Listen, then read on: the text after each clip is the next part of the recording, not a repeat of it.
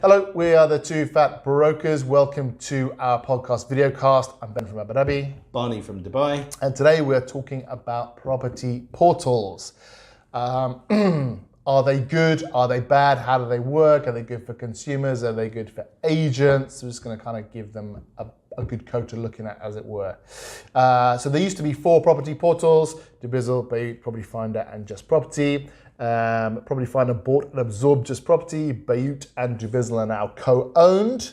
So there is, 2 or 3 left. It's a reasonably limited landscape, but that's kind of normal. Like in a lot of places, like in America, Zillow's absolutely massive. In the UK, is it Rightmove? Rightmove, Zoopla, and but one of them is absolutely enormous. Rightmove, yeah. Rightmove. So something similar. Bit of consolidation has happened in the UAE. Now the difference between the UAE and sort of, let's say, other Western jurisdictions is there's no exclusivity here. Now what the portals have done to try and clean it up is have verified listings. So I think Barney in Dubai, in Dubai you're only allowed to have the same property verified 3 times.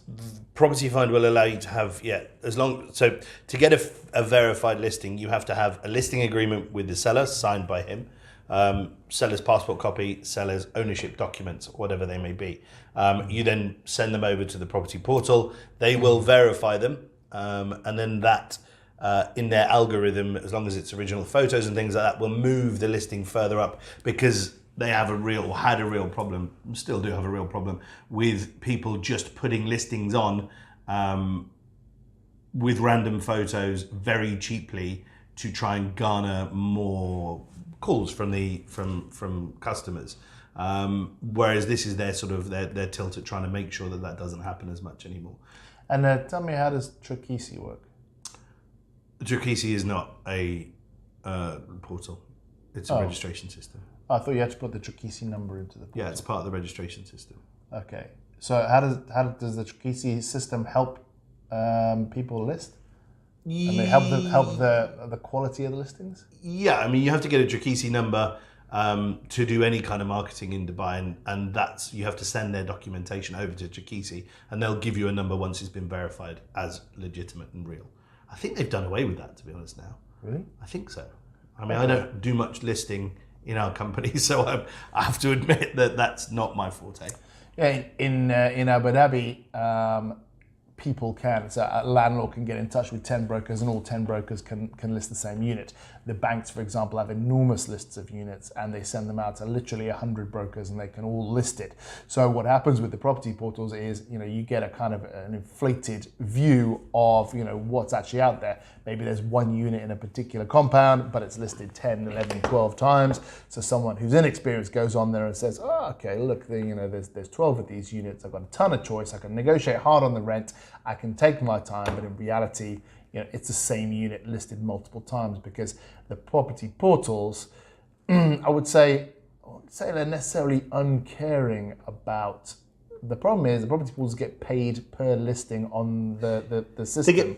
So there's not a huge incentive for them to make sure that everything is listed once. I'd say that, but the check system that Bayut operates and the verified listing that Property Finder operates, does help to a certain extent. I don't know what percentages are actually checked and verified on these portals.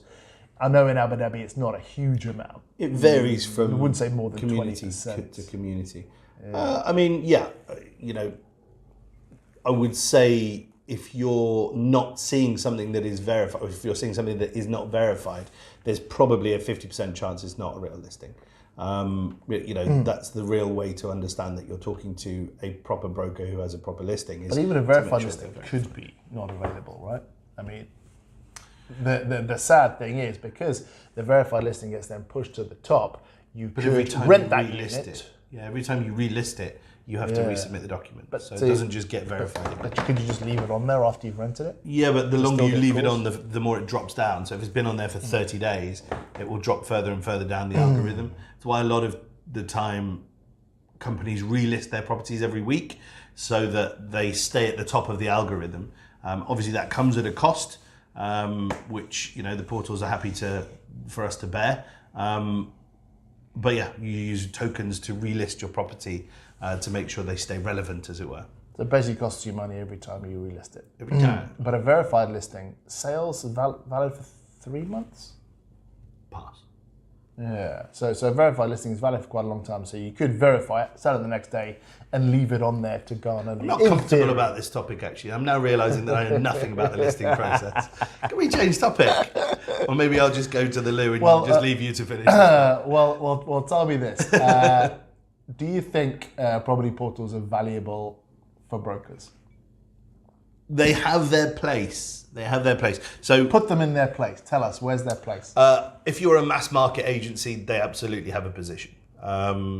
Yeah, you know, very easy for these bigger guys to buy market share, which obviously then assists them further, which is, you know, great. It's capitalism. It's the way things work. I mean, you'd say it was the main way that the majority of agencies get leads, right? Through By property leads, we portals. mean buyers and sellers. Yeah. So I mean, like I say, if you're a mass market agency, then you know there's no other option really apart from perhaps your social media or your traffic driven to your website. But I would still say that 80%, 85% of the leads that most of these companies are generating are through the portals. But then on the flip side, you have companies like ours that don't really use it. We have a nominal exposure because some sellers like it. They like to know that you're spending on marketing, but the kind of real estate that we deal in, you don't get buyers who have $5-10 million looking on. But sellers expect you to list their unit. Not always, no. I mean, again, Really? In our sphere, and I can only talk about our sphere, a lot of them don't want anyone to know that their house is for sale, which is an absolute weird paradox. But they want you to sell their house, but they don't want anyone to know that it's been sold or for sale. So we don't use it. So it's all through word of mouth. Our strongest tool is word of mouth. So you get most of your business through referrals. Correct. Yeah, correct. But that doesn't detract from the fact that we do use them and we do get some leads through them. We were just talking about my African prince who came to me through a well-known portal, and Didn't he send you an email asking you to send him money? but once I sent him the money, he was bang on the phone to Finally me. worked out. So they definitely have a place. And I was saying to you, and perhaps I'm wrong. They're almost not recession-proof, but they're businesses that are quite resilient to downturns because as a market starts to slow, the bigger agencies want to buy more of the market share to ensure their survival. And by doing that, they ramp up their spending with these portals. So as the smaller agencies drop out and close because of the market conditions, the bigger agencies ramp up their spending, so it marries each other out. So, we found that Property Finder specifically was quite resilient to the downturn in 2000 and started in 2000. Well, we all saw that, right? I mean, even from 2014 all the way, to 2021, the real estate market was getting harder and people were making less money, but property portals kept raising their prices. Yeah. Because agents you've only really got 3 sources of leads: referrals, property portals, and social media. Yeah. And still, property portals on a cost per lead basis, obviously referrals are free, but they still make a lot of sense, and they've And also, packaged themselves. if you think very about well. it, with the social media side of things, now it's much more difficult for targeted marketing because of the restrictions that have been put on Facebook and Instagram. It's harder to be able to pinpoint the kind of people you want to target for your marketing. Property portals become even more valuable. So probably expect those prices to go up again. Yeah. But, we saw it in 2008 when the market was going to hell in a handcart. Everyone was moving away from printed media, so the property paper, maybe you'd seen it before you were even in the game. That went from 30, 40 pages, 100 pages to 6, I think, was the saddest one I ever saw, and then they stopped. And that was the only other sort of combatant to the property portals or competition. I remember you used to advertise in print in like 2013. When I was a dinosaur, yes. Yeah, when you were a dinosaur. Yeah.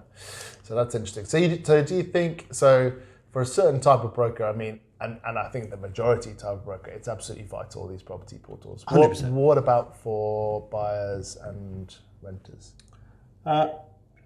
It's easy for them. It's They can easy. see a lot. Yeah, I mean, Should they be using them? The whole system that they use is not geared towards real estate agents. It's geared their clients. Or sorry, that's actually quite an interesting business model. Their clients are us. We pay them, but the person that they're servicing is the person that's using their website. So their driver is the user experience from the front end rather than the back end. So for us to list, we just have a system where we type it out into the system and then it goes and populates all of the various different websites. But their real focus is the user, how user friendly they are. So but if you take YouTube as an analogy, we're the content creators. We create everything on that website. Yeah, it's and we consumed. pay for it. Yeah, we pay for it. We pay to create that content. It's consumed by the eventual buyers and sellers, and they then pay us upon success. Correct. If we manage to bring them in. So from an end user's perspective, let's call it. Yeah, I mean again, invaluable. If you're looking for any kind of property, you automatically, and I would imagine, I don't think there's anybody would go anywhere else other than a portal. You might stumble across an advert that you think, okay, crikey, that's nice on social media. Yeah. I'll get in touch with that agent, but that's because you've been targeted. But if you're looking for something, the default setting is go to one of these portals. Now the question is, how do the portals fight against each other? How does Bayut outperform Property Finder and vice versa? Well, first of all, I would always be of the opinion that, and this is maybe a bit controversial, but at least in Abu Dhabi it makes sense. Don't go on the portals. Get a recommended agent. That agent is going to guide you a lot more. I say do both. So a lot of my clients, I will send them listings of other agents from a portal. So do research on a portal, but don't call any agents there. Is that what you're saying? Yeah. So what I would say is get referred an agent, because you have somebody who you know and trust, as in one of your friends, has had an experience with an agent that they have formulated a relationship with, and then are trustworthy and obviously hardworking. But then use the portal to find what it is that you want if that agent doesn't have it. And that's more true for Dubai rather than Abu Dhabi, I think. And then just send that agent the links and say, what do you think about this? Can we see that? Don't be a passenger in your search. Use the portals to your benefit, but always stick with one agent, if not two. Because the problem, and we mentioned this about the portals, is there's a lot of things that are not true there. Prices aren't true, pictures aren't true, and also the big problem with real estate, in the UAE, it benefited us many years ago, but we see it as a problem now, is the barriers to entry is so low. Like you can set up a real estate agency, pretty easily. Go to one of these property portals, buy a packet of 100 listings, make all these fake listings and start, your phone's ringing off the hook, because you don't have to. I didn't need a low barrier to entry. I was a real estate. Have been for a long time. You needed a low barrier to entry. I needed a low because you were a stinking lawyer.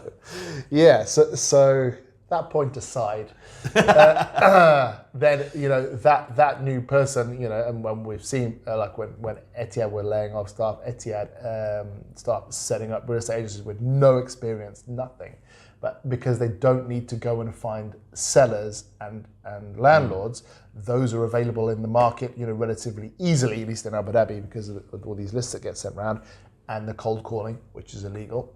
So you don't have to have a huge amount of experience. You don't have to have a big reputation to start a real estate agency. So those kind of agencies, I think, pollute the property finders and Bayuts and Dubizzles of this world and make it, almost like a piranha swamp, probably in swamps, river. Festival? Piranha Festival, that, it's worthwhile doing your research on there. But in terms of actually getting an agent, I would definitely only ever go for a recommendation, personally. Although you bought your house, when you bought it, how did you find the agent? Property Finder, yeah. But I mean, as in Dubai, I guess, unless the place where you were looking, if you didn't know an agent there or couldn't find a recommendation there, you just go with whoever. Yeah, I think also Gemma did most of the searching. We would, you've just thrown an absolute spanner in the whole recommendation process. But it is harder in Dubai, unless you're going to go on that Facebook page and say, right, I need an agent, who knows this area. What we did with our search was, because we were looking in a specific area, we spoke to a few agents, found one that we liked, having dealt with a load, and then actually there were two that we liked to actually listen to what we wanted and showed us the things that we wanted, and then sent them off to deal with the other agents. And then when those other agents called us saying, well, you know, so-and-so is now representing you, we said, yes, they're representing us. We like them. If you want to deal with them, great. If you don't want to deal with them, that's fine, but we're only buying through them. So, you know, you have to be quite strict with these agents and These agents. dirty agents. Treat them like children. You have to trust in the process, I guess, is a better cliche to use there. Yeah. And trust in the individual who has been referred to you. Did you want to make a point about competition between Property Finder and Bayut? No. I'm done. Yeah, look, I mean, you know, I think, what was it? Dubizzle was the first, what do they call it, a unicorn? UAE-based unicorn? Was it Dubizzle, was it? Oh, okay. Wasn't it? When they sold out to some investment fund. Anyway, Property Finder, it has largely been a portal for rentals and sales. Dubizzle, really only rentals and, you know, people selling their sofas and cars. And Bayut, we found actually has been growing in market share. Now, depending on which portal you talk to, they're the biggest. But what has been really impressive has been the rise of Bayut, who were a large company further east and then have kind of been coming further west and have taken quite a large market share. Do I think one is better than the other from a user perspective, from an agent's perspective? No. But do I think they're both invaluable? Yes. I mean, you can't have one without the other, really. Do you want to know something fascinating that I've never told you about the difference between Bayut and Property Finder? Are you sure you want? Oh, okay. Prepare to have your mind blown. Okay. Are you sitting down? I am. So when we analyse the leads that we get, so Property Finder, you get a bunch of what they call clicks. So someone clicks to show the phone number, Yeah. and then they send that to us and say, we've sent you a Total link. But fudged obviously it only Yeah. matters when they call.